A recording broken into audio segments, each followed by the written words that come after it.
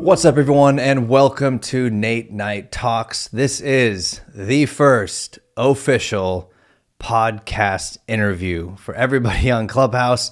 Thank you so much for all of your support. Thank you for being there for every single room.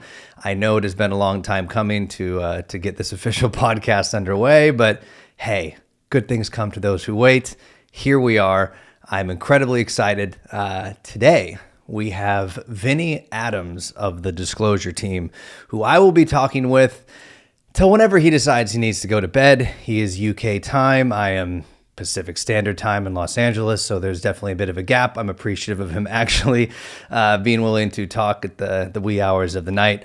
I know his days have been incredibly busy because his channel and his page have been blowing up. He's been getting some very incredible interviews with people like Lou Elizondo, and I'm really excited to be able to pick his brain about the difference taking place basically between the United States and the UK, and perhaps Europe at large as it pertains to the UFO disclosure. So we're going to be having a great conversation tonight.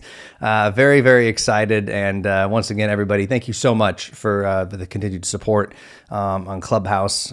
Because of all of you, this is why this podcast is even here. So just wanted to thank you. And with that, I want to introduce everybody to the one and only Vinnie Adams. And I'm going to, hey, there he is. Hey, Nate, how's it going, brother? It's going great, man. How are you doing? I'm doing good, man. Very good. Thank you. I'm really happy to have you here. I also appreciate you being episode 0001. I could throw a few more zeros and be ambitious, but I appreciate you coming on board and being willing to be the first official interview for the Nate Night Talks podcast. It's an honor, man. Thank you so much for thinking of me first and foremost. I hope I can deliver. You will. No, I briefly spoke with Vinnie yesterday just to touch base and to iron out some technical difficulties that I was probably going to encounter. And so he's very helpful with that. But I was mentioning when we spoke yesterday that in one of the Clubhouse rooms, I was referencing actually one of your videos, one of your interviews with Lou Elizondo. And thank you. If I'm not mistaken, you're recently started the Disclosure team, right? This is a relatively new endeavor. Yeah, it's something that I started pretty much during the pandemic. It was mainly an outlet just to stick a few things on Instagram that I found interesting. I've been studying UFOs and UAP for quite a few years. I thought, you know what, I'm just going to throw a few things there for future reference. But then I found all of a sudden people were following, and I was like, this is building up quite quickly. Wasn't meant to be anything for anybody other than myself. And, you know, a year down the line, I'm here with a huge following and multiple platforms now, YouTube channels, etc. And it's enabled me to really meet people, connect with people, other researchers, people that are known in this industry. And yeah, it's a dream come true, man. Well, you've definitely been killing it and popped on my radar very quickly, which, being the same as you have studied and researched the subject for, the past 12 years. And so you get very familiar with the ufologists, the people within the community. And I think the pandemic has definitely given rise to, I would say, people like us actually who've spent so much of their life heavily researching this, and finally we're like, well, I don't got shit else to do right now. I'm quarantined and things are happening and I'm aware of them and I've done the research, so maybe I should just start sharing what I know, and people latch on because that's exactly it. Yeah. And so I'm grateful for you, man, across the pond, doing the good work, we'll say, doing the Lord's work.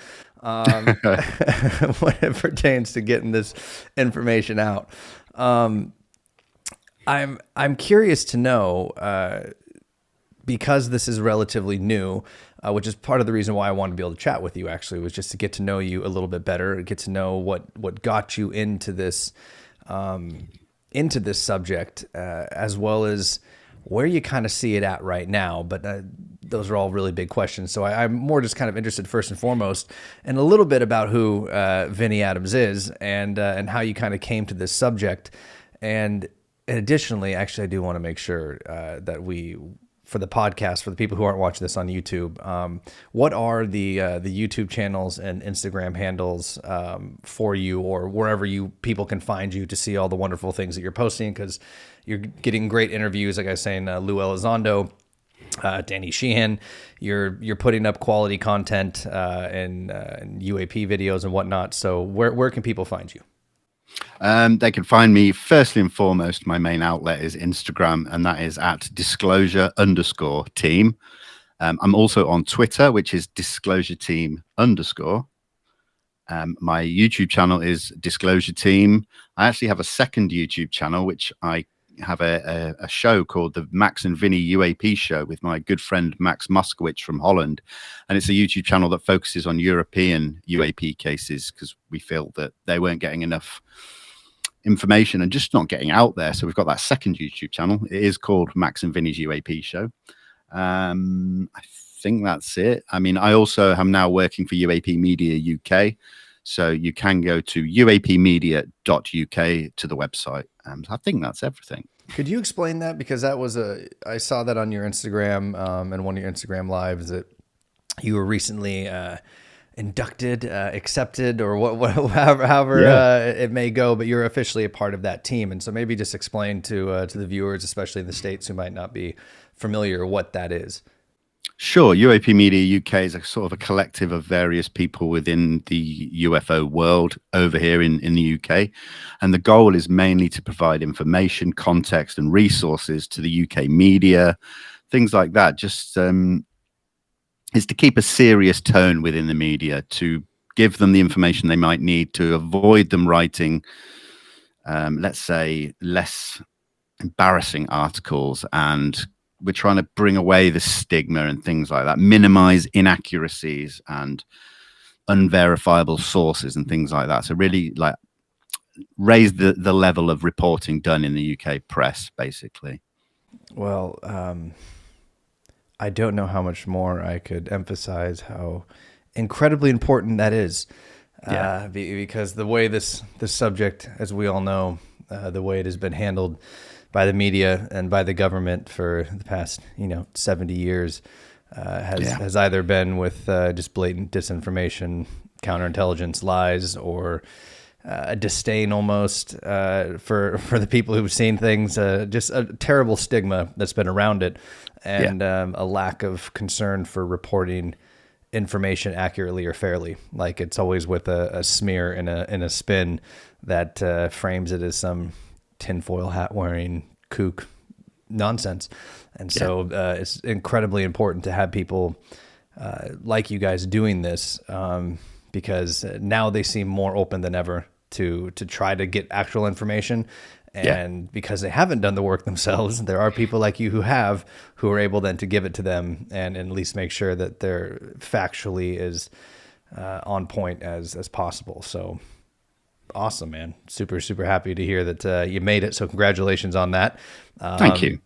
That also seems like a relatively short turnaround. So that's even more impressive because you started this, you said, recently, and has blown up, and then you're getting invites to join other groups, and that's how it's done, man.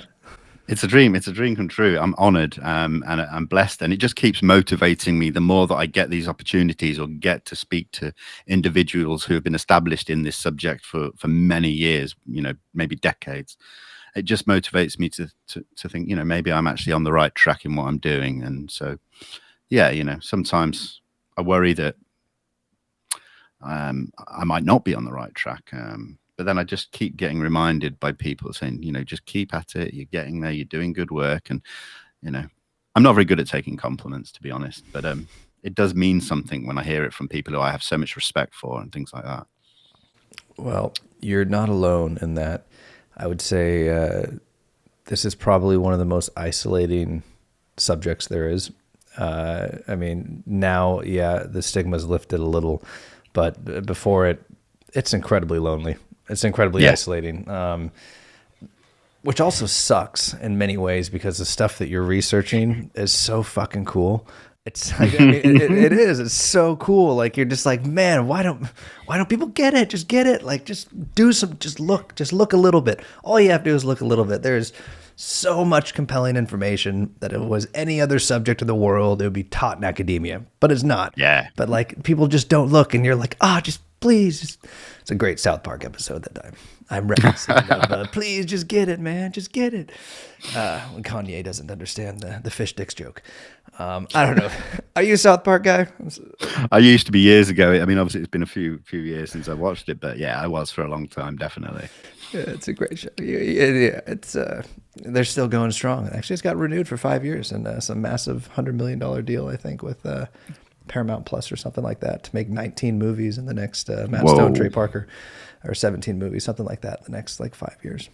Nice. I'll be due another binge then with the stuff that I've not seen then for the past year or two. Oh yeah, definitely worth it. I'm interested to know, just because I guess borders have been closed. I tend to travel a lot. It is my happy place is just picking up for a month and backpacking somewhere around the world.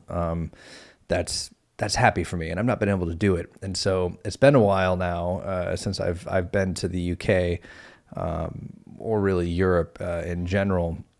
And so I am curious. Within Clubhouse, I get a lot of people in the room. It's a very international audience. But Sure. I'm really curious for someone who is in this subject, who has studied it for a long period of time, and is now becoming very connected with, I'd say, the prominent ufologists in the UK and around Europe. How do you feel the UK or Europe at large, but whatever you feel more apt to answer, how do you think they're handling this subject right now? What do you? I've heard mixed things, so I'm just curious about your take. How are they handling it? How compared to what is happening in the United States? What are your thoughts, just in general, on the progress and just educate me, I guess, on what's happening across the pond, so I can be better informed on that. Yeah, sure, no problem. I mean, in my opinion, the UK were doing quite well 10 years ago, 15, 20 years ago. Every few years, they were releasing big dumps of declassified documents out of the Ministry of Defense. And it was just really good. We were like, this is good, let's keep it up. But then around 2013, when their last document dump came, it's just gone very quiet ever since. And everyone's just confused by that because they were very open with discussing things to a degree. They weren't going as far as some other European countries like France, who have been very forthcoming over the past few years. And we, the UK, always seem to follow what the US does as well. We're buddies, like, Yeah. But it's not happening yet. I mean, there was a recent talk in the House of Lords about the UAP subject, and they outright said, we're just not interested, we're not looking into it at all, because it doesn't warrant it, and it's clear that it's not any kind of security threat, which doesn't make any sense. Because if it's happening over the US, we know it's happening here, we know it's happening around the globe, and if the defense intelligence people within our government aren't concerned about things that they can't identify or understand, they're not just going to ignore it and not look into it. So I think that it's almost, we've slipped back into another cover up. I mean, that's where all angles are pointing right now, and it's awful.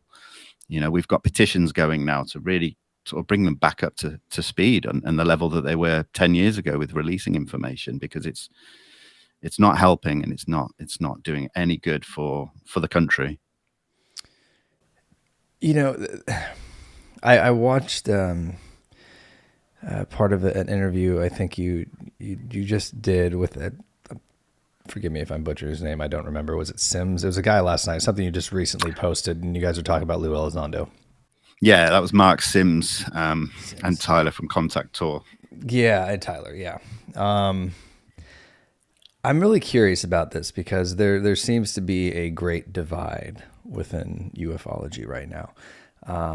I don't think this is accidental personally. I think this is quite intentional and methodical, and nothing that happens that comes from the government is ever haphazard or accidental, and we'd be fooling ourselves to think otherwise, just based on how incredibly powerful and effective the intelligence agencies are, and just by watching media in general. No matter where you live in the world, like it's ultimately divisive, right? It's kind of separating, it's divide and conquer, because if the people are fighting amongst themselves, they're never going to be able to rise up, stand up, identify real enemies and whatever else. And it seems that infiltration has happened in the UFO community. And I guess it's been that way maybe for a while, but I think it's really hit a fever pitch recently. And Lou Elizondo and Christopher Mellon, Harry Reid, Marco Rubio, they're at the center of this. And this is what you guys were speaking about last night. And he made a very, this Sims gentleman made a very impassioned statement vouching for Lou.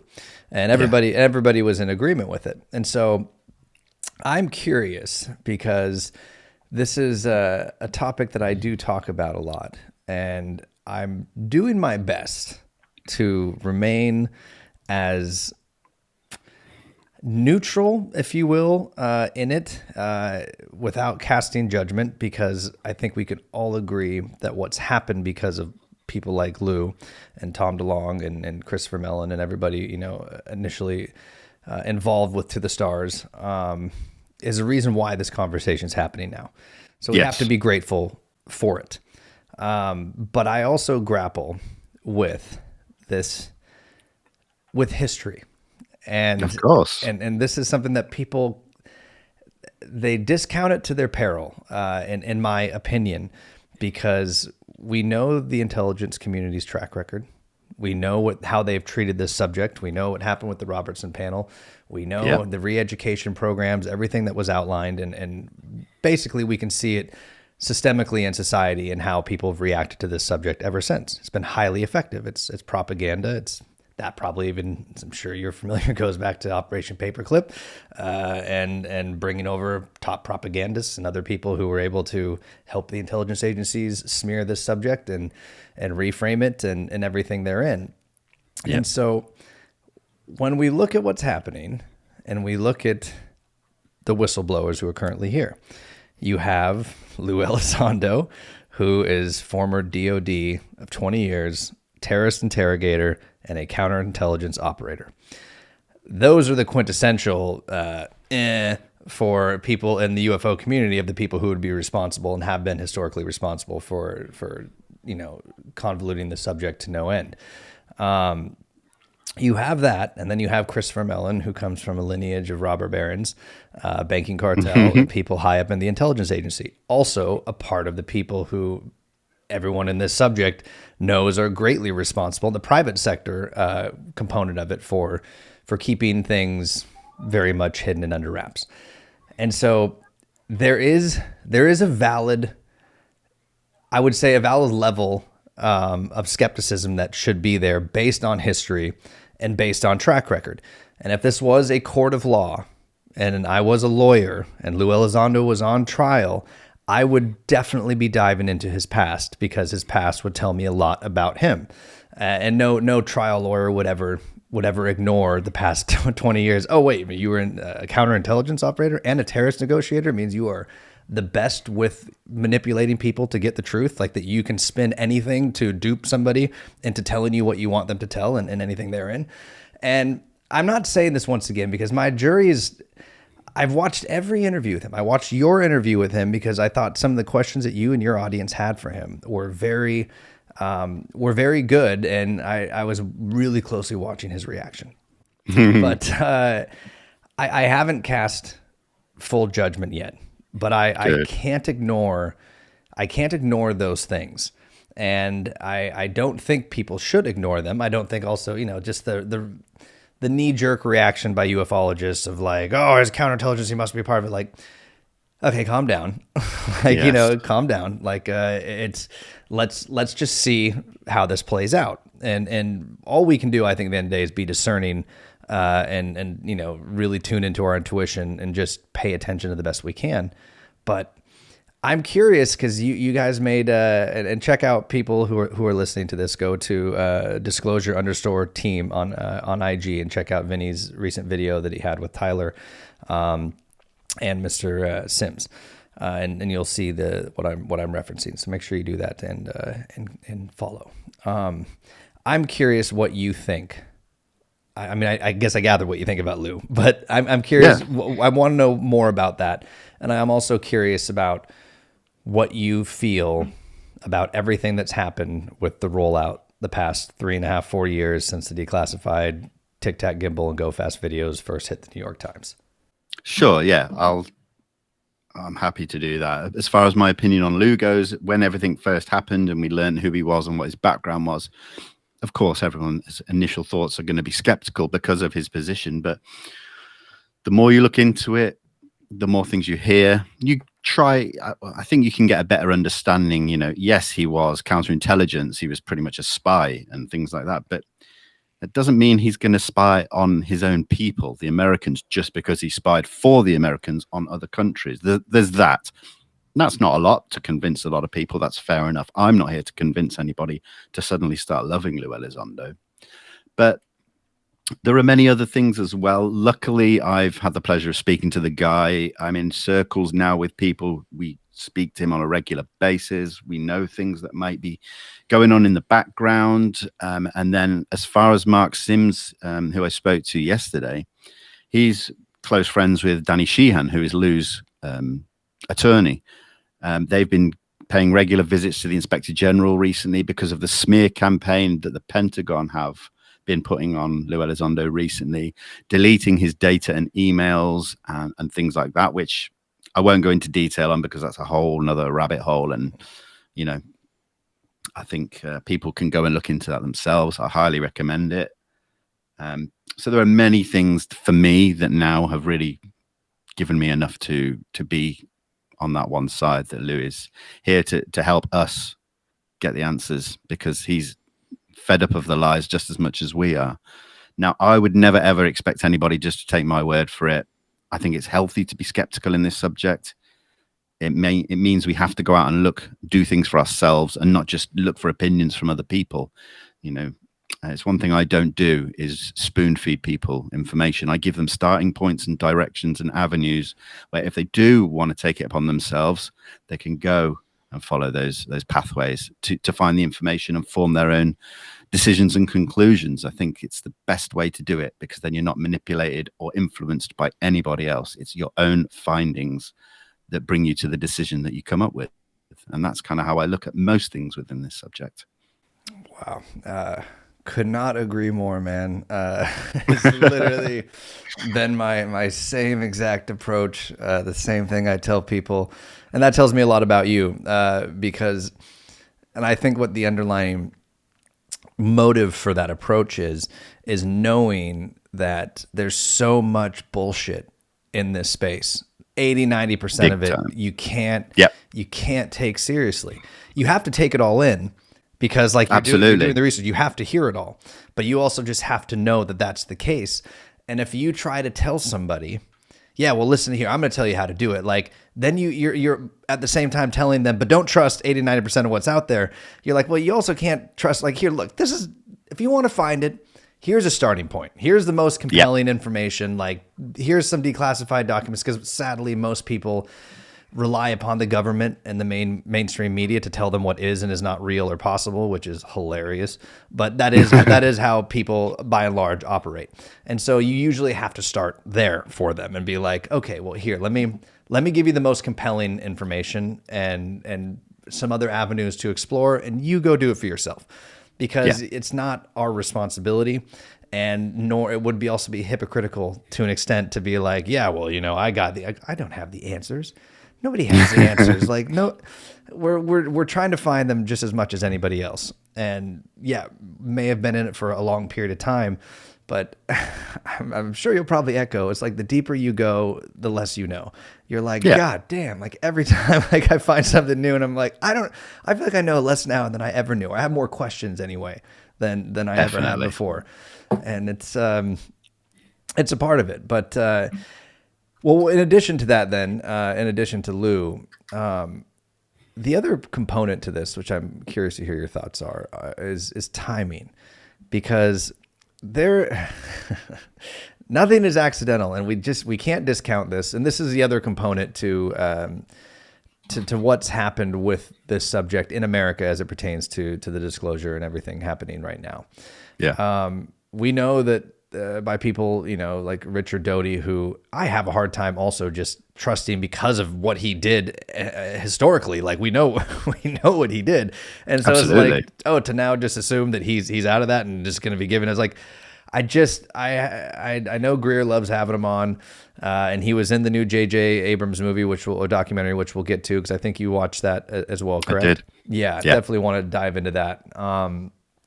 But he made it clear, and a number of people, I mean, it's come out in official documents, I believe as well, that, the CIA has infiltrated all of mass media. And there's at least 100 people that are within there dictating what information does and does not get through, how a narrative is going to be formed, and everything therein. And so they have final say and approval over everything that comes out. So, and this goes back to the Lou Elizondo thing. If Lou is a whistleblower, like a genuine whistleblower, and the government did not want this out, the CIA would have squashed it. The New York Times would have never been able to release that. And so they had to have approved this and allowed this to happen.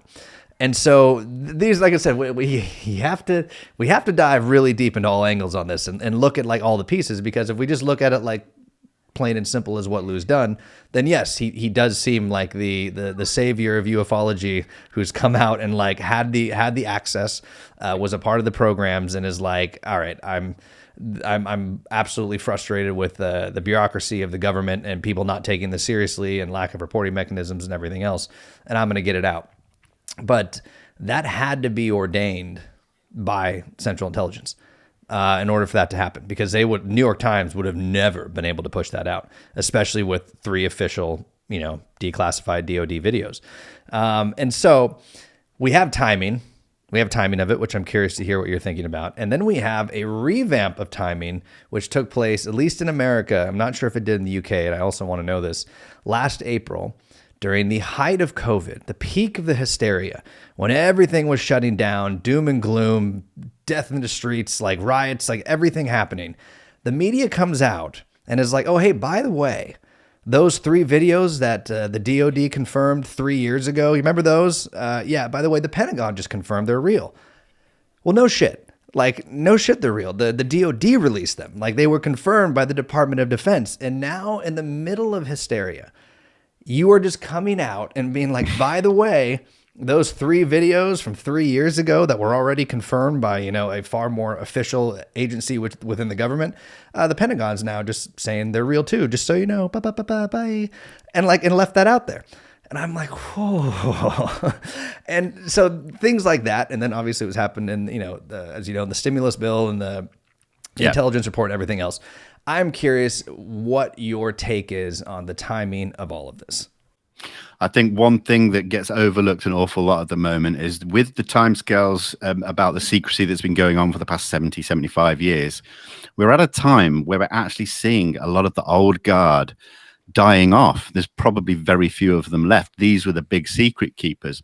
And a lot of the new, younger guys, the young guns within government, Pentagon, DOD, all of the little three-letter agencies, they're not the same or necessarily the same as what it used to be. They don't necessarily want to sit on these secrets anymore. So we're seeing a lot of infighting and conflict within government, within the military and things like that. So I think that it's not as straightforward as the government are hiding it, the CIA are hiding it, because there's infighting, there's battles going on behind the scenes, and they're losing their grip on being able to hide these programs, whether it be old programs that were hidden through multiple special access programs. Some of it may remain hidden, but there's new stuff. No way. No way. It will always get leaked. As far as Lou Elizondo goes, I don't consider him a whistleblower. He's stuck to his non-disclosure agreements. If he hadn't, he'd be in prison right now. For sure. The 3 Navy videos, a lot of speculation over the years about who leaked them to TTSA and things like that. I think it's pretty much conclusive that it was Christopher Mellon that leaked them out of the DOD, not Lou Elizondo, although they were working together, let's say.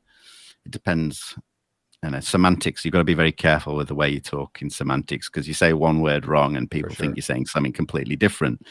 So yeah, I mean, I think as well with the DoD and the Pentagon confirming that these videos are real.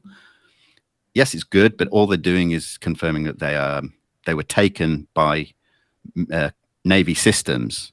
They're not saying they're aliens or anything. Yes, they are saying they're unidentified objects. Maybe they know what they are, maybe they don't. We haven't quite got that far yet. I think this process is still in its early days. So I think to try and point fingers and form ideas and conclusions right now would be a mistake. We've got a lot to come. For sure. No, we definitely do. And yeah, I believe it was, I mean, according to the narrative anyway, Christopher Mellon was the one that gave the videos to the Times, to Leslie Keane. Yeah. But yeah, I mean, ultimately how those came about, yeah, it's knowing him and Lou worked together and they were in ATIP, like, and he just resigned or, left right before that. And shortly after those videos, like, I'm sure they were. Yeah, but I think another important thing is that all these people within the military that are actually hands-on with filming these things, seeing these things, they no longer are just happy letting it go through the government and the military. They want it out. That's why we see a lot more leaks.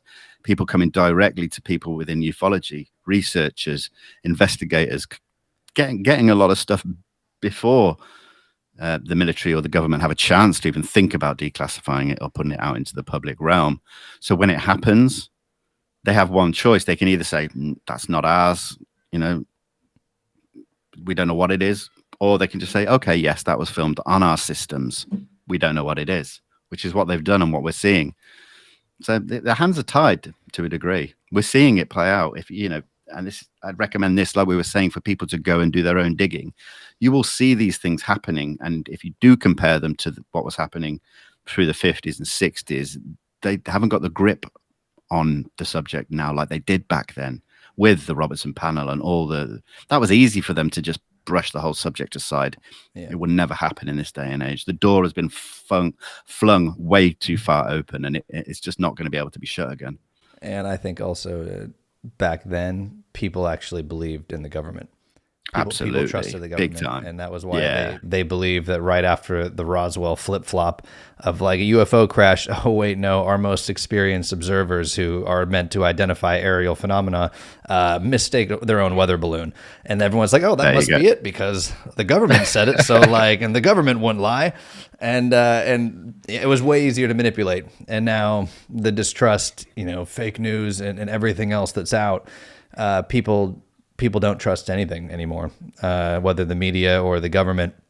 I shouldn't say that. People do.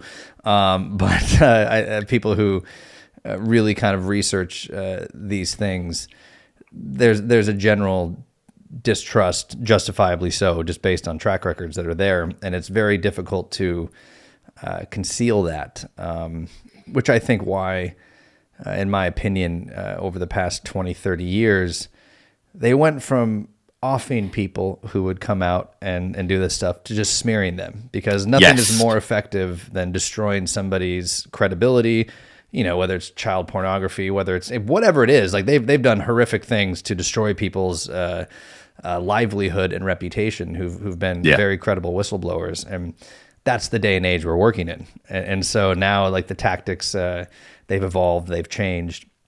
But information is also more readily available, and people, if they really do want to know, can go find it. And I hate doing it just for the sake of the stigma, but the truth is fucking out there, and all we have to do is look. Like all we have to do is just look, and people are conditioned to not look, and to just accept regurgitated talking points, sound bites, narratives, whatever it is that comes down, and not actually just go and look for themselves. And if they did, they would find it, And it's fun doing it for yourself, because you feel a sense of achievement when you're digging and you find something and you're able to cross-reference for yourself, put the pieces together. It's so rewarding. It is. You're like a little PI. You're going through and piecing it together. It doesn't mean, we're right by any means with the conclusions we come to. We are working, with limited information, but there's enough to piece together a fairly coherent narrative that is logical. Doesn't mean it's still right, but it's at least something that you're like, okay, this makes sense. At least I could see this being possible. And it makes it kind of, it makes it fun. What would you recommend for, let's say, people from the States? And I feel like anyone who's dove into this subject, their research has spanned across all borders, because you're looking everywhere for any information you can get on the subject and whatever country is releasing it. But let's say there are people who are newer to this, stateside, that are less familiar with what the MOD has done. Very key and famous cases like RAF Bantwater, or Rendlesham for those of you. I guess it goes by both. But what would you recommend as far as some compelling information, or where to find the I think roughly 10,000 cases, if I'm not mistaken, that the MOD has released since the early 2000s? What would you recommend, or what would you just give as a starting point of, hey, maybe check this out in your research if you want to find out what's been going on in the UK? Yeah, it's always worth checking out other governments' declassified documents and the archives here in the UK, which I think are accessible globally. I think you might have to sign up and stuff. They're worth looking into. A lot of them are amateur sightings that have been reported through, and it's got through to the MOD. So it's not really compelling and detailed case notes or documents. But I would recommend starting exactly where you said. Look at RAF Bentwater's, the Rendlesham Forest incident. It's the UK's Roswell. That's what they called it. And there is so much information out there. Now, what I will say is that a lot of the information is speculative, questionable, which would then involve you going off into these avenues we were talking about, looking into all different aspects of the case. But it's worth looking at the overview of the case. It happened over 3 days, multiple sightings, multiple military witnesses, all the kind of pieces that we like when looking at these big cases. So I would highly recommend going there first. But even in my research, I've come across huge cases that are pretty much unknown until you start digging, and that's why I highly recommend it. I've recently become aware of a big case a year before Rendlesham, 1979, in Holland, called the Soesterberg case. This is a military sighting at a military base shared with the US in Holland. 12 military men, both US and Dutch, are out near a runway late at night. And then this huge, giant black triangle comes right down over the base. And we've got all the testimony. I've spoken to people who were on the base that night in an interview on my second YouTube channel. These cases are so compelling, and you only get to hear about them if you do your own digging. Maybe you'll hear about them if you sit and wait and just browse through Instagram and stuff like that. But that's not how I recommend doing things, man. I could not agree more. One more time for people, what was the name of that one in Holland? Soesterberg. So it's Soesterberg. It's a tough one. Yeah. I'm glad. I've posted about it quite a few times on my Instagram, and like I said, on my secondary YouTube channel, there's an interview there with there was researchers I was speaking to. There was people that were on the base that night as well, and one of the witnesses is on the show as well. Well, there you go. And then once again, that's Vinnie Adams. His disclosure team, his Instagram is disclosure_team. YouTube channel is under disclosure team, and I believe Twitter is disclosure team _. That's right. And the case I was just talking about was discussed on the channel Max and Vinnie's UAP show. Perfect. 3 or 4. I almost got all 4 of them. One thing I will mention as well about the UK is there's been some very prominent researchers coming out of the UK over the decades. One being Mr. Gary Heseltine, who he was a police officer, worked I think with the Royal Air Force as well as a military police officer. Sorry, Gary, if I got that wrong. Now, he has been researching UFOs for years. He started a police database, so UFO sightings, but specifically by police officers here in the UK, spanning the last 20 years. He is now the vice president of a company called ISA, the International Coalition for Extraterrestrial Research. It's a global initiative with researchers from all over the world coming together to really push this subject into the global eye. Let's say they are hopefully going to the United Nations with this subject. It's an incredible organization. I've been lucky enough to recently interview Gary as well on my YouTube channel, to the point where we're emailing regularly, and I'm actually going to meet him at his house in a couple of weeks. You know, this guy is so important now on a global scale for this subject. And so we've got these new entities coming forward that are really trying to push this subject, where we have to rely even less and less on the government giving us information, because it's happening here for the public by public figures, and it's incredible. Yeah, that's amazing. First and foremost, so definitely everybody, please go check that out. This is incredibly important. Whenever this subject has credible people come out who are finally willing to talk at usually great risk to them, it is very important to give them a podium, and it is very important to I guess, champion them around, because the people who still are skeptical of this, or have just not done the research, they're going to be the more compelling resources of information. And so that's huge. I was actually thinking, and I am curious about this, as we're speaking once again of officials. Sure. And I'm not taking this back to Lou per se, but everything within that, everything within, if we want to call it the ATIP disclosure, or the U.S. disclosure in general, everything that's taking place. One thing I want to get your opinion on: how do you feel about the fact that there is one thing that Lou has doubled down, tripled down, reiterated emphatically, and that is that they're not ours? Now, to me, that is the biggest indicator that they are, and I'll tell you why. And this is my own opinion. Look at the other two possibilities that he gives. He's like, it's basically a foreign adversary, or it is extraterrestrial technology. Now, let me say something as an American, as knowing how our military and the military industrial complex and people who work within intelligence agencies speak about our military. They would never in a million years admit that a foreign adversary has leapfrogged us potentially thousands of years in technology. That would show the utmost sign of weakness. America is all rah, rah, rah, rah, like, we're so powerful. Our military is. We would never, ever show weakness like that. I mean, strategically would never do it, but also just from a pride and ego sense, we would never admit, even if it had happened, we would be secretly doing everything we could to copy it, steal it, whatever the case may be. We would never go out and say, yes, the only two things it could be is a foreign adversary or alien technology. But one thing is for sure, it's not ours.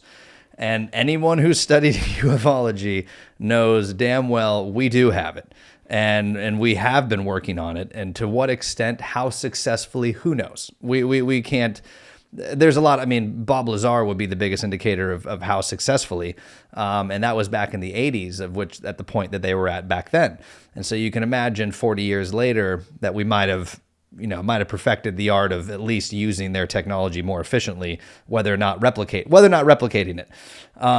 And then you have the Tesla angle, which Sure. I've reading a book right now called Occult Ether Physics that this guy wrote, who studied everything that Tesla ever said, every note, like scrutinized it to no end. And what we know about what happened with him, the Morgans and everything, of him not being able to sell his technology, and so ended up selling it to the Germans and Werner von Braun during World War II. And what did the Germans end up having? The Nazi bill and everything goes in there. And so it's a possibility more than anything with this, that the majority of the ones we see in the sky may in fact be ours. I believe it's a mix of both. I've always thought it was us and them, but it may in fact be more predominantly, at least in the recent 50 years, us. But I'm curious what your take is on that, because it is to be very emphatic about that, to triple down on the fact it's not ours. Whatever we can tell you one thing, there's no way it's ours. And that could be, he could be being 100% honest from his point of view, because we know how compartmentalized, intelligence works, and very, very, very, very, very few people actually know what's going on. That stovepipe kind of mechanism. And, the intelligence agencies at that level, and those, if we want to call them the cabal of the government, if you will, that unacknowledged special access program type component, whether or not, Lou or any of them have any access to that. And actually, I'll get to that second part here in a second. I want to hear what you have to say about that, or what your personal opinion is on that. I think one of the most important things to realize is a lot of the conversation that Lou has been having on multiple platforms, podcasts, interviews, mainstream media outlets. The conversation has been a lot about everything that's happened in the past 2 decades, very little before that. If we look at the UAPTF report, the preliminary assessment that came out on June 25th, all cases were in 2004 onwards. We know they looked at the Nimitz case, and then there was a gap, and everything else was pretty much 2019 to 2021. So the conversation is talking about specifics, not the whole subject. So it's looking at, we know that what was in that report were not ours. They may be foreign adversarial technology because of the whole drone conversation that's cropped up in the past year or two. So they're looking at specifics within the subject, not everything, not flying saucers, not giant triangles that we've heard about for decades and decades. You've got to be very careful about pinpointing and then umbrellaing the whole conversation under what he says. That's a very important thing, because then you do start thinking outside of what's being said and looked at. Something I've had to learn the hard way, because I couldn't really comprehend what he was saying. And how can you just say it's not ours because of everything you just said, Nate, which I won't go over again. But it's, there have been many signs and things that have pointed in the direction of us being at least attempting to back engineer this technology.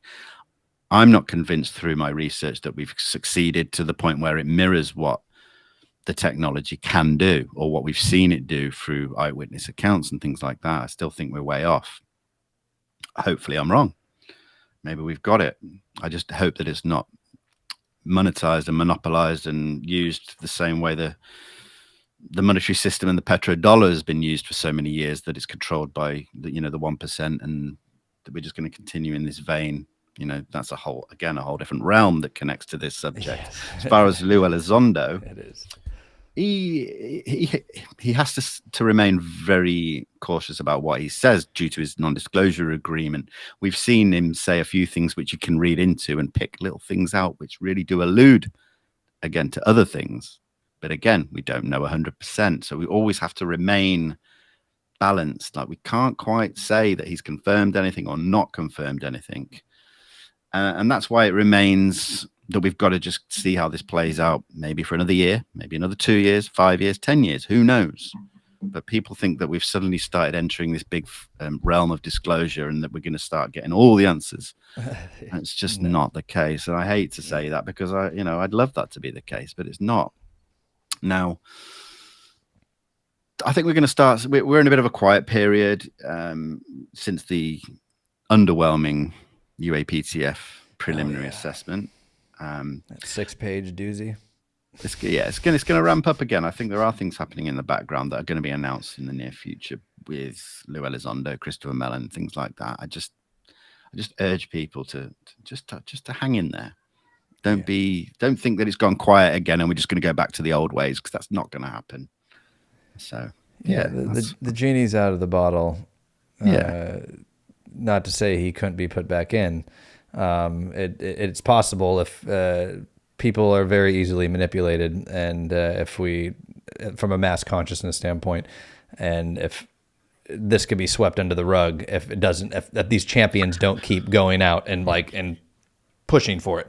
There is that, but there's also, like I was saying about the International Coalition for Extraterrestrial Research, we've now got Avi Loeb in the Galileo project. We've got UAP Expeditions, which is headed by Kevin Day and Gary Voorhees from the Nimitz encounter in 2004, who have got NASA scientist or ex-NASA scientist, physics professors from University of Albany and things like that in the US, working on these civilian projects that are going out there, getting the information, the data. Again, it's just public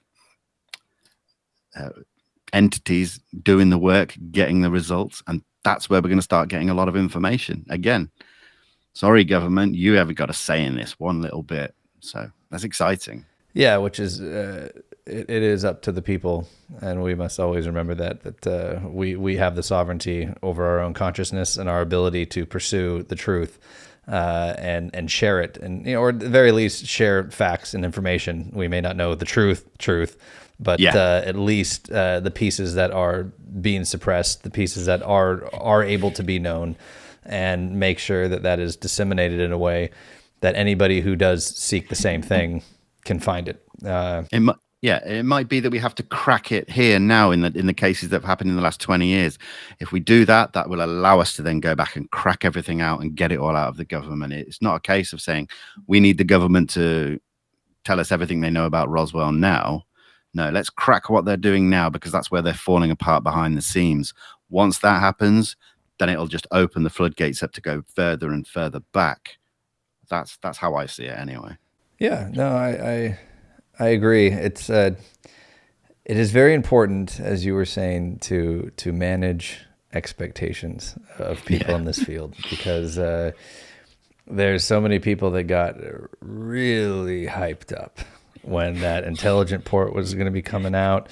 The Corbell continuing to release, that's a whole other story, videos at the beginning of the year, like kind of sequentially every couple weeks, and like, oh, it's coming, and I'm like, ugh. Just calm down. Like, no, it's not. Just it's a good thing. It's a good thing, but what you're hoping for is not coming anytime soon. This is a long haul, and we all have to be in it together. We have to be patient. We have to be vigilant, and just stay the course, and do whatever we can to support those people who are on the front lines, if you will. Which I guess in some ways we are, but more at the top. The people who have the influence and the connections at that high level to be able to create change. And then just stay the course and and keep paying attention. But it wasn't going to be in that intelligence bill. It's not going to be in the new one, which we already know. It's good to see reporting processes expedited and other things like that being taken more seriously. And so that's good. Some interesting actually things in there. Just as a side note, did you see the directed energy weapon part that was talked about? I did.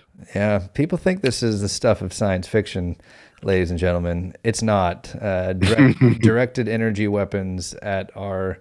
I guarantee it's not just U.S. Intelligence operators. I'm sure it's within the MOD and every other country that might be allied. That there are directed energy weapons. It's been taking place for over 2 decades. Directed energy weapons that are causing something called Havana syndrome, that are being directed at our intelligence operators and other political people from China and whoever else. And it's a very real thing that you can inflict major damage without anybody even knowing or even feeling it or knowing it's happening. And even lead to death, but at the very least, like psychosis or tremendous amounts of pain.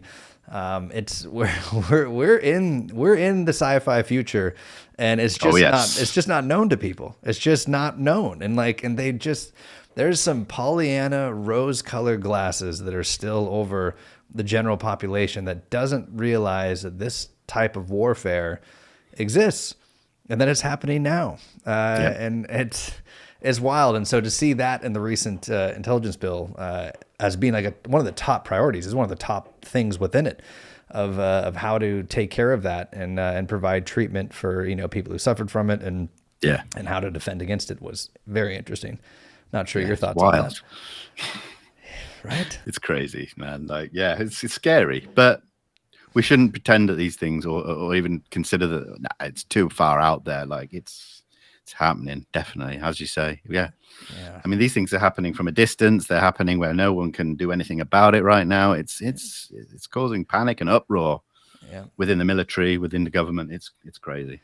Yeah, and there's the 5G component too, which even saying that now is just riddled with conspiracy. But it's also there's a lot more to that than people realize, especially as it pertains to AI and implementation of a number of things that we're on the precipice right now of a great many things between COVID, between that the UFO subject.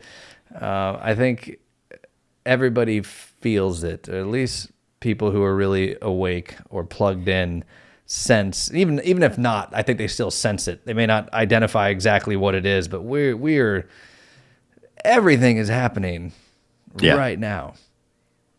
It's wild, man. It is, and they cannot keep a lid on it for much longer. No. Whether whatever comes out or how it comes out is going to come out. It's how they handle how it comes out, or once it's come out, because they can't keep a lid on things like they used to, because we don't have the same lifestyle, like the way that, like we were talking about earlier, the people just believed the government and went about their lives, and it was that twee life that everybody sort of thought was. It's almost fairy tale, but it's just not like that anymore, man. We're not stupid like we used to be. Yeah, I mean, sorry. I mean, that came out wrong. I didn't mean it. No, we're not gullible, or or as trusting. Stupid's also accurate too. We're stupid in different ways now, I would say. Our stupidity has reached new heights. Yes, I guess that's one way of looking at it. We've wised up though to other things, I guess. So here's I guess the question. J.J. Abrams, new UFO documentary. For those of you who have not seen it, it is on Showtime. It is a 4-parter. All 4 episodes are released at the same time. If you don't have Showtime, you can just do like a week free subscription and check it out. I'm not sure in the UK, is it the same Showtime or is it something different? It's not available in the UK. Oh, really? No, it's not available over here. I'm lucky to have people send me things to watch and stuff. So. Oh, perfect. Yeah. Well, if you have any insight for people who may watch this in the UK or Europe of how to access it, if you can divulge that, or if there's a way that people can, definitely let them know. Yes, I will. You can go over to my Instagram. I have posted some links. They're not the most legal maybe at the moment. I'm having some issues behind the scenes with some other links, or like legitimate links.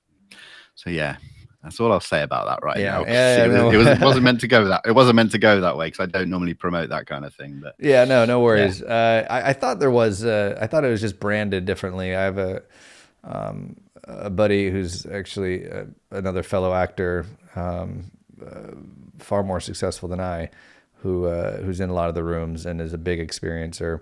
And his dad was a part of the Canadian government's unacknowledged special access program for investigating crop circles for 20 years. Wow. And he disappeared from his life for 20 years and then reappeared right after he had his first major contact. And he knew it. He knew that it happened. And he came after 20 years not seeing him, sat him down, explained everything. And he's he knew what happened without him even talking to him. He hadn't seen him 20 years, he was a child. Wow. And filled him in on everything about the truth about crop circles, what they know, the truth about the life that is here. And so much of this is echoed in things that I've at least researched. And I'm sure conclusions you've probably come to within the life that is allegedly here, their intent by and large. And it was very, very, very fascinating. So he's going to be coming up here as well to do it, but also has a little bit of the reluctance, because it's the career of how much do you want to go and say this stuff and have it be out there. Yeah. But anyway, he's in Canada, and so he watched it on something else. It wasn't Showtime, but it's because it's branded differently. So I think there might be ways in Europe. It's just not under Showtime. It might be some other network that's going to host it. But I don't know. There's no affiliates right now that are showing it in the UK. I know that much. Showtime actually put it out on their YouTube channel, the full first episode, which I think again might have only been for the US, but obviously VPNs and stuff. Yeah. So I think it'll probably air in the coming weeks or months, I'm sure. But like I said, I was lucky enough to be sent a few versions of it, let's say. Well, So yeah. what were your takeaways? I did my Clubhouse room on Monday. Was a lot of it had to do with that, and so I was taking some notes of things I thought to be interesting. But I'm curious to know what your thoughts. Anything stood out to you? Any key takeaways? What were you thinking? Well, for me personally, it just comes under that realm of nothing new, nothing I've not seen or heard before, which is fine. I don't expect these series to be aimed at people like myself. They're aimed for the general public, and they have to be put out in a kind of entertaining fashion. That's fine. When I first saw the trailers, and it featured really predominantly in the trailers featured people like Kevin Day and Gary Voorhees from the Princeton and that, I was like, this is good that they're focusing on these people and not just talking about the cases, in general terms. So that was really exciting. But when I watched it,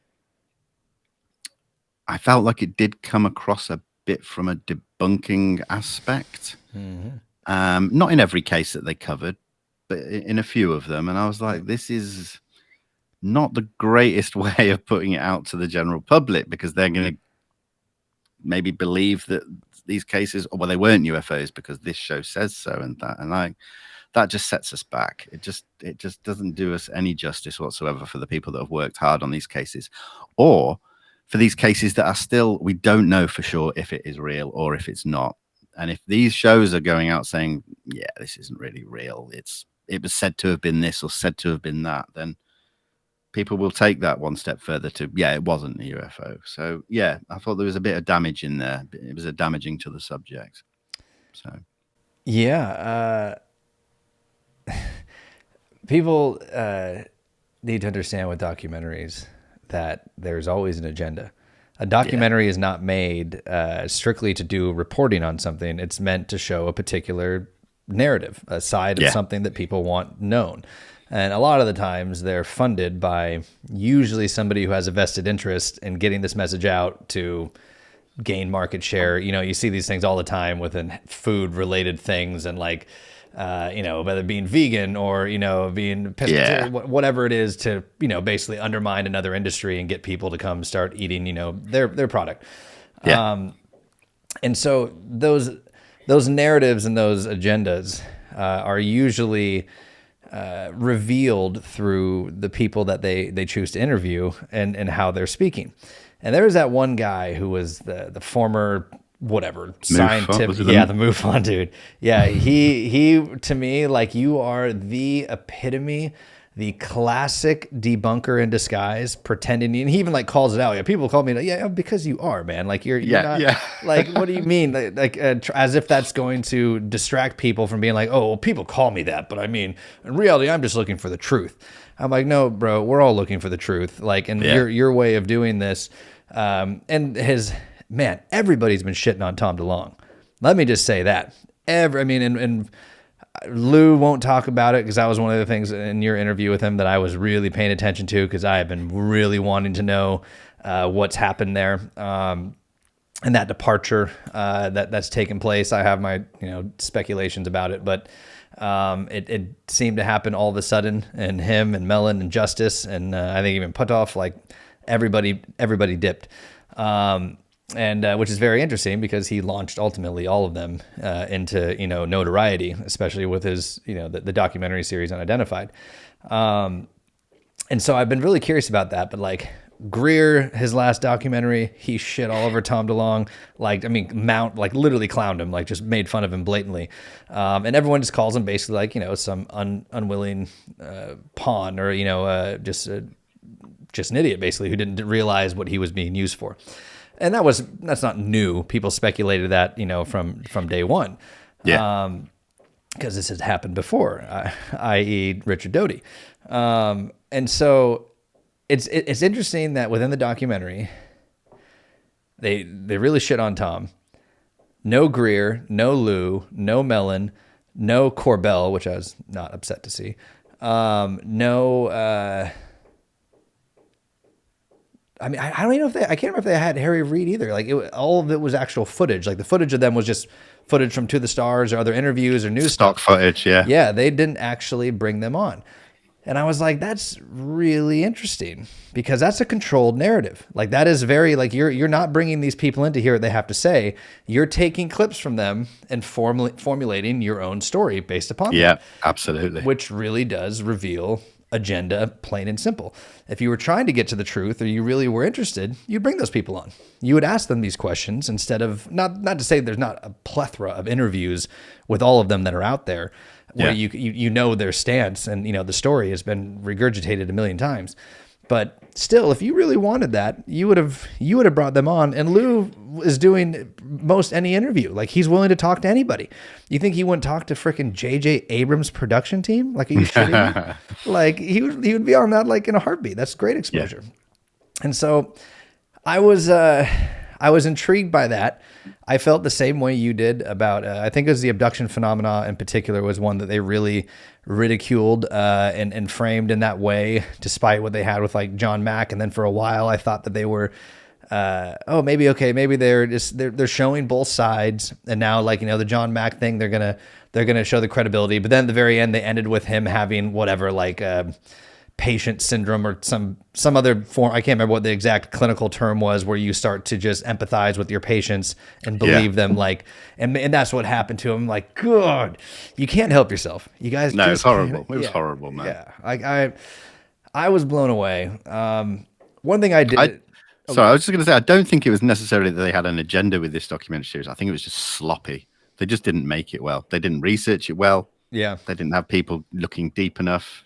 They just picked a few things and went, oh, this is what we think of that, and put it out. I don't think it was a deep agenda trying to point people in a certain direction. I honestly think it was just sloppy work. I think, I want to believe that to a degree, but it's JJ fucking Abrams, man. Like this guy, I mean, the money and the clout that he has, like the Showtime's going to throw whatever just to have his name on. Obviously, people need to realize that he executive produced it. Like his name sold it. He didn't direct any of these episodes. Exactly. Yeah. I mean, how hands-on he actually was, who knows? But they had a big budget nonetheless. And maybe it could be. Maybe he did this as a favor to a friend who wanted to make this show, and he's like, "Yeah, I'm curious to know what you can find. Use my name." And yeah, his friend was just sloppy and didn't do a good job. Very much a likely possibility for it too. It just seemed interesting that they didn't get any of those people when those people would have happily come on. They had Leslie Kean as the predominant person the whole entire time. That was good. I like that. But it was just. It was interesting. There was one thing I liked that is an argument I give quite often to debunkers who want to essentially take these the Mick Wests of the world who want to try to discredit these the three videos in particular, Tic Tac, Gimbal, and Go Fast, which is hilarious. But nonetheless, he, without any expertise in that field whatsoever, and knowing his history of his terror that happened as a child with like abduction or thinking, it makes, this is the most psychological profile you could have of a person trying to cope with something that they didn't understand that traumatized them and scared the shit out of them. Yeah. But people like him who want to look at these videos and be, oh no, this is really just a turning of the camera and a shadowing of this, that, and the other. And then they have the gall, which I was really happy they pointed out in this documentary, to question the observers. I'm like, you need to just sit back for a second and realize this is the most sophisticated equipment, acknowledged equipment, we'll just say that, the most sophisticated acknowledged equipment on the planet. And these are the operators who are trained, and we invest millions and millions of dollars to have them specialize in either this radar technician monitoring this to be able to identify any threats, to know how to use these cameras, to know how to read them. And then the pilots who not only have to go through rigorous psychological evaluations, intellectual evaluations, they have to be top of their class.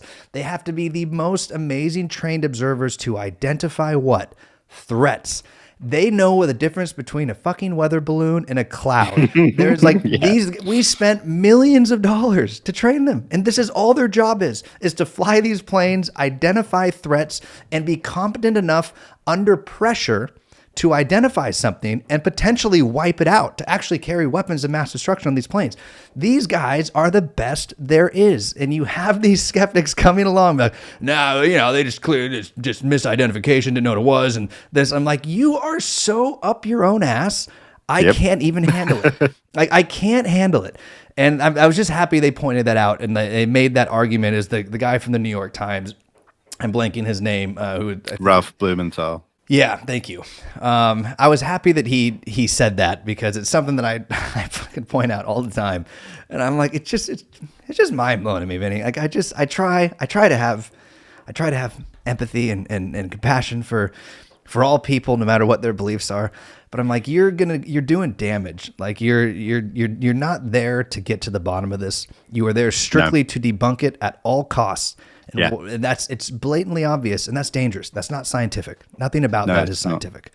It is tough, man. I actually spoke. I interviewed Mick West last week, and I found it very difficult, the interview, to the point where I missed out a whole bunch of the questions because I just wanted it to be done. I thought I'd give him an opportunity to answer some questions and see if he would just come out of a shell a little bit and give us something. He went the opposite, man. He just proved exactly the things that you just said, that he's willing to put out information based on what he looks at by omitting certain aspects of the information and data to fit his narrative or the way he wants to portray these cases, these videos, the gimbal go fast and tic tac. And it's cringeworthy, man. And it's just unnecessary and ridiculous. So I didn't know you had an interview with him. I'm going to have to check that out. Yeah. Sorry, I'm having to constantly adjust my volume because of the pounding going on. It's still there, and as long as if I'm not talking, I'm like having to turn the volume down. The other thing that I noticed in it. Oh yes. Okay. So curious in your thoughts on this, because this got me a little giddy, but I had to pull back a little because of who said it. Right at the very end of that documentary, in the last episode, Richard Doty talks about the 2 crashes at Roswell. And most people don't realize that there were 2. But this is a known thing at this point. And then that one of them was found, a couple years later. But the first one, there were, reports of 2 to 3 dead bodies and one that was still alive. And that's what's been said for a very long time. He references EBE, the EBE, extraterrestrial biological entity, for those who do not know the acronym, references that he was the one who was alive, and he was brought back to Nellis Air Force Base, where he lived for 5 years and died in 1952. Now, that is the premise to something called the Serpo Project. Are you familiar with the Serpo Project? Very much so. Yes. So I was like, whoa. Did you just throw out freaking EBE and Nellis Air Force Base in 5 years of being here? I thought that was probably the most groundbreaking thing said in the entire documentary. Everything else is very much the company line, like the narrative, being put forth by the government. Everything is all within that playing field that we're very familiar with. But that was some straight UFO lore, some straight ufology deep dive rabbit hole knowledge that seemed to be very legitimized by him saying that. But once again, it's Richard Doty. And I'm like, oh, I can't trust a thing you say. But I was still very intrigued by it. And I'm curious what your thoughts are. And if you want to inform the audience a little bit about Project Serpo, just so they know, that would be great. Sure, yeah, no problem. Well, apparently Project Serpo was an actual exchange program between the extraterrestrials and the humans, where I think it was 13 humans went off to planet Serpo for, I believe, I may be wrong here, 10, 12 years, something like that. Yeah, 10 years, I think. A couple of them died either on the way. A couple of them reportedly stayed on the planet, and I think 8 maybe came back. I mean, this has been, it's something I looked at a lot more quite a while ago, probably about a decade ago. And unfortunately for me, this is one of them cases where we've got to take word of mouth, because there is no evidence, no documentation that really does set it in stone, like some other things that we kind of can dig into. Unfortunately, I put it in the realm of people like Doty, who I believe is just a charlatan, and people like David Wilcock, Corey Good, Emery Smith, the kind of Gaia TV bunch who have pretty much been proven to be liars in the past. So at the moment, for me, Project Serpo sits in that right at the bottom of the don't really believe it kind of thing. I'd love it to be true. Of course I would. But without any of the evidence, I can't go there. Do you know what I mean? Yeah. It's unfortunately. Yeah, I do know that the evidence, in quotes, if you will, that is there for people who aren't aware. This came from a correspondence, an email chain from, I think, the early 2000s, late 90s, somewhere around there. Before the internet was a big thing, before email was a big thing, when it was actually more secure, nobody was worried about, like, it was a new thing where people could correspond. And there was a number of generals, people from the military industrial complex, scientists, like high-ranking officials who were a part of this chain, like hundreds of them, I guess. And this correspondence on a number of subjects, I mean, they talked about tons of things. This is where this story came from. And there's basically 130 pages of this correspondence from different people, different clearances, allegedly giving their accounts of what they heard about this project, things that they were either read into or, read from and heard from the people who came back from the project. And there are discrepancies even within that, which, funny enough to me, that actually gives a little more credibility than if it was all the same story, where people, like I said, well, I heard this, I heard it was, 12 men, or I heard it was 10 women, 2 women, or 10 men, 2 women. Yeah. And I heard, 4 stayed behind, 6 died, 1 lost his mind, and 2 made it back, or whatever. Like, and there's discrepancies within how many people came back, but everybody seems to believe from that chain that it happened, but there's zero evidence to be able to support it. And so it's one of those things. And I like your comparison to the David Wilcock, Corey Good component of the subject. I loop them in with the Ancient Aliens crowd.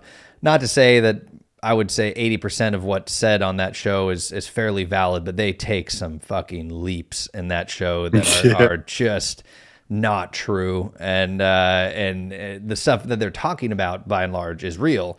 But their narrative, their spin on it is where you're like, okay, just calm down, man. Like, just stop. Just stop.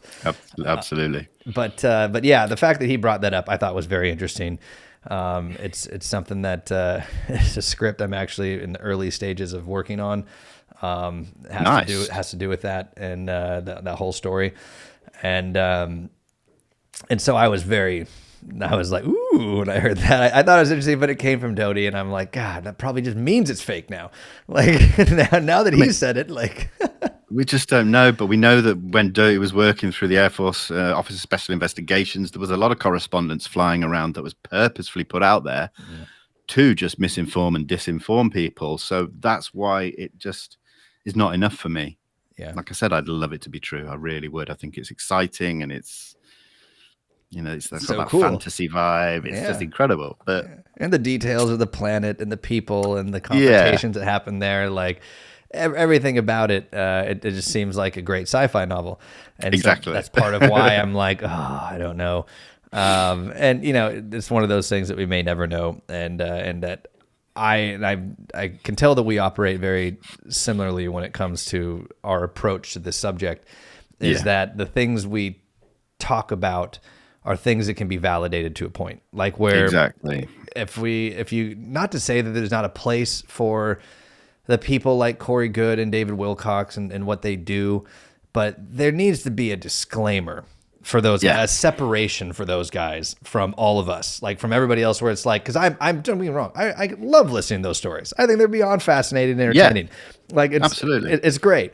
But when it comes to like actual evidence or things that are not just blatant conjecture and seems like the fantasy of the best science fiction authors out there, you can't muddy the water that is already insanely muddy and filled with disinformation and counterintelligence and hoaxes and lies and untrained observers and everything else that we deal with within this research. And it's fun and it should be there, but there needs to be like the caveat, like real research versus fun. And maybe there's truth to it. Like I said, I can't discount it, but I will never tell people this is where you go. You want to know what's going on? This is where, like, never. And you can't. And I have a standard that I try and adhere to across mainly my Instagram page, because like I said, that's my main outlet. If I start putting out information covering what we've just talked about, people do, unfortunately, and I don't ask them to, they take what I say as gospel. And that's why I try and remain to a high standard where I put out the best information that leads you to the conclusions that you're on the right track. Not that you know anything for certain, because like we keep saying, nobody knows anything for certain. So if I start lowering myself down to these brilliant stories, and that's all they are to me, then I'm just not doing myself any justice. My work to build to where I've got to, I'm not doing that any justice. And it's like one step forward, 10 steps back if I start spouting that nonsense. No, you're very, very correct. And this is something I've had to, explain to people when starting the Nate Night Talks initially, and what my approach was is my older brother is one of the smartest human beings I've ever met in my entire life. He's the founder of 5 biotech companies dealing in immunology, infectious disease, anti-aging. He was, I don't know. I really should have clarified it. I've been saying this a lot, whether or not I can actually say it. But he was given like $30 million from the Canadian government to make a COVID vaccine last year, which is in human trials right now. Wow. So I have a lot of insight on that, but we don't need to go into that today. But he is a no bullshit, insanely intelligent human being. And I knew when I dove into the subject that if there was ever any person, ever a hurdle that I would have to overcome as far as burden of proof, it was going to be him. And Sure. So all of my investigation into this had that in mind, of him, of like, this motherfucker is going to be the one person who's going to shit all over everything I say if it is not sound, if it is not presented as rationally and grounded and based in fact, the facts that exist.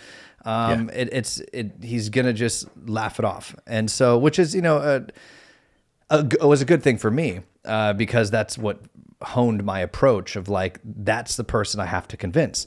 Which, if you can convince a person like that, then you can convince anybody. Like the general public, I mean, they'll require far less burden of proof than he will. But that same approach, I think, is.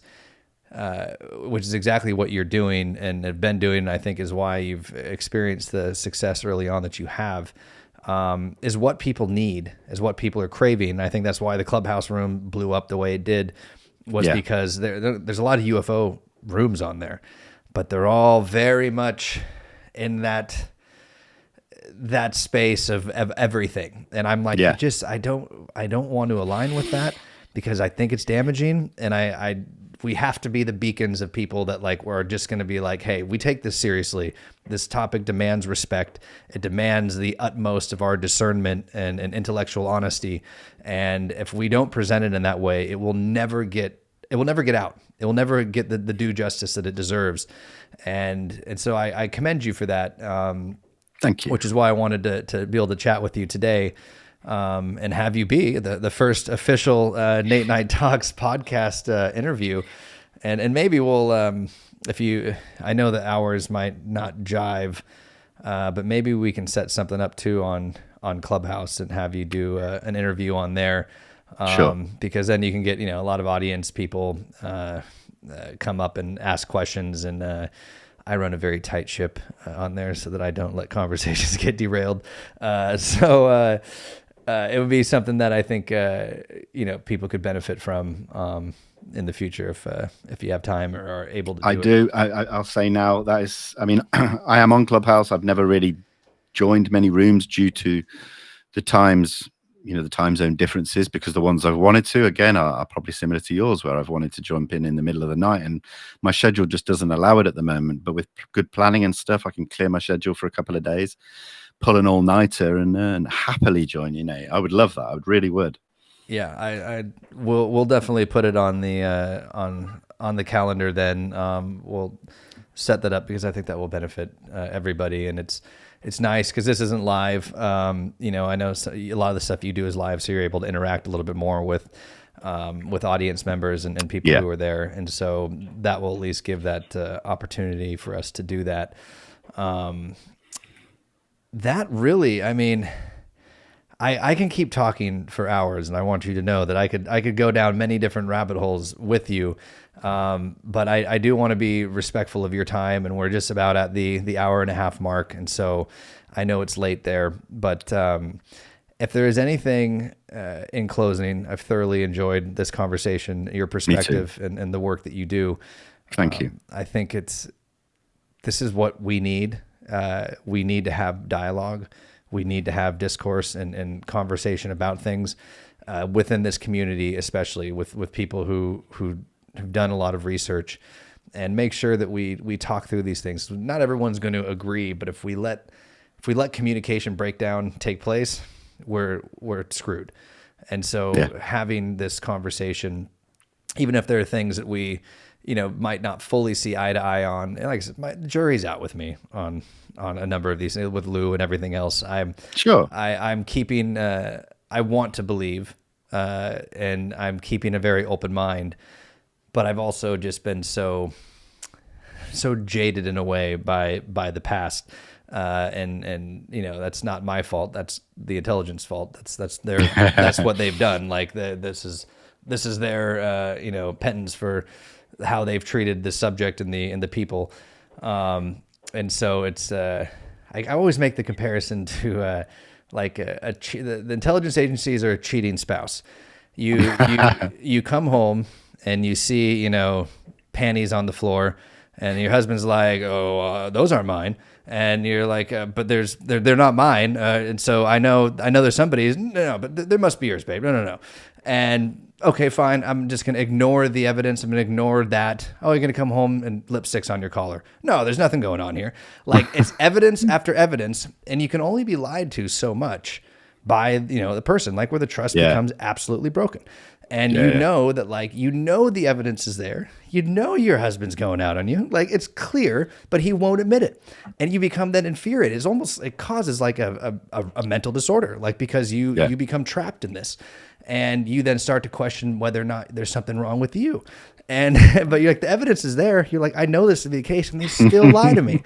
And so that's always the analogy I give for how the intelligence communities have treated this subject, and what the effect it's had on the UFO community for so long, and why now they're having to deal with that. And there needs to be, I think, some patience and forgiveness for a lot of those people, because we've been put through the ringer. Like, everyone's been put through the ringer on this, and that it's not, you're not going to mend that trust overnight, nor should it. Like, we need to be, history is what it is. And I think in some regards, in my opinion, it would be foolish to ignore it. And we must always take that into account, or it will repeat itself. And, definitely. And so, but it's good, because I enjoy hearing your take, and because you've interviewed Lou, and it seems like now you have some other back channel things going with him, and you have a perspective, and because your approach in this is the same as mine, and this is the feeling that you have now based on your interactions with him, those are things that I'm going to take more seriously in my appraisal of these things. Cool. Is the firsthand information of people who are like, I've this is what I think, and I've done the research as well, and I've talked to him, and this is where it's at. And so it's good to hear that, and it's good to have both sides of the opinion stated, just as that, because ultimately, what do we all know? Yeah, and this is this thing that I have a lot of close friends in this community, other researchers and that I've formed really close friendships and bonds with. And we have sometimes quite opposing differences of opinion. But as long as we keep the conversation within the realm of respect, we agree to disagree on things and we keep it with a level of class, then we can still remain friends. Nothing changes other than the fact that we differ in our opinions, because at the end of the day, we'll come back together further down the road when we finally maybe actually start getting some of the real answers. So why lose friendships over things like that now, when in the future they could be really good things? You just have to stay from getting hostile or aggressive because you can't get your opinion onto somebody else like you think they should believe it. And so many people make that mistake. I've seen it so much. It's not good. No, I could not agree more. Everybody is on the same page who's in this field. We all want the same thing. Yeah, exactly. And that needs to be the focal point, is that, look, we're in this together. We want the same thing. We don't have to agree. We just have to agree on one thing: that we all want the truth. Like we all want that. And like anything, whether it's politics or whatever, people, just like you said, just have to show some respect and just respect another person's opinion and their, especially if it's an informed opinion, especially if they've done research. Like you have to hear that. Like if you don't, like, you are just willfully living in ignorance. And that is the problem, I think, that's plaguing the world in many regards, is people refuse to hear opposing opinions. That's all confirmation bias. They just want to hear the echo chamber that reinstills and reinforces what they already believe. And that's not how progress happens. It's not how growth happens. Like, we have to hear these. We have to be challenged. And it's a beautiful thing. And like you said, if it's done in a respectful way, that's a mutual respect of like, hey, I want to hear. I may not agree, but I want to hear, because I genuinely, at the end of the day, if people who really want the truth, they're going to hear everything. Because they know, need to. Yes, they know they need to. And that's just like even the other stuff we talked about the crazier stuff that's out in UFO lore and stuff like that. You gotta entertain it all, because you don't know. Like you listen to your gut, but you gotta entertain it all, and because you don't know where that's what Doty said. And I think maybe this is just the thing to remember for everybody, is that when it came to the counterintelligence.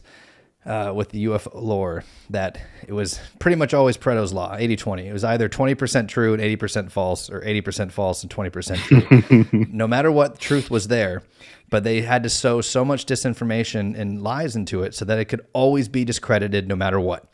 Because that's all it would take, is one little thing to be not true or accurate about the story. And then the general public would be like, see, like, that's nonsense. And it's been effective. This is how it's worked. But that doesn't mean that truth was not a part of it. Doesn't mean that certain things didn't happen. And so it's up to us to seek that truth and listen to our gut and never speak as if we know anything for sure. Because we don't. And that's how damage happens. Like, it's these charlatans who come out and like, I know it all. And this is like, you don't. You don't. I know you don't, because I don't. And I know the work I put into this, and I still don't know anything. And that's all I want to do is know. Like, that's it, man. Yeah. Once again, everybody, this was Vinnie Adams. Please make sure that you subscribe to him on YouTube at Disclosure Team.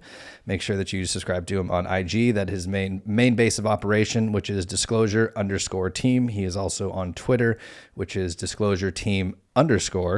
And the Vinnie and Max one, which was that again? That's Max and Vinnie's UAP show on YouTube.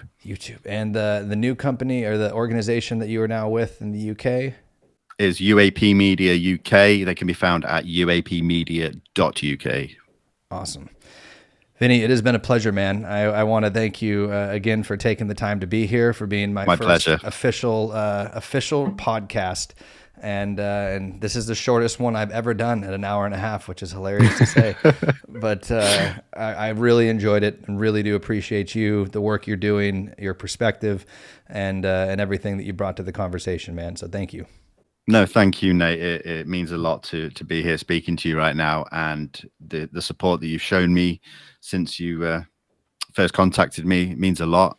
And I look forward to speaking with you again in the future on whatever format it turns out to be, whether it be Clubhouse or anything else, I think you should probably come and join me somewhere. Maybe do an Instagram live. I do a lot of those. Yeah, definitely. Who knows, man? We'll just keep the conversation going. I think that'd be awesome. Yeah, no, that's what's required, I think, of all of us, is to keep the conversation going, and do it with the utmost integrity and discernment and respect, as you were saying, and that will lead the way for everybody else. You know, you got to set the tone, set the bar, and so I think you're doing a phenomenal job of that. So commend you and appreciate you, and look forward to when we will do this again, my friend. Absolutely, man. Take care, Vinnie. Cheers, mate. Thank you. Bye-bye now. Bye-bye. Oh, hey, you made it all the way to the end. Me too. I hope you enjoyed the video. If you did, please make sure that you like, subscribe, comment, share with all of your friends across every social media platform. And then if you have time, go to nateknighttalks.com and join the NNT community and research database if you have time and the resources and want to support what I'm doing here.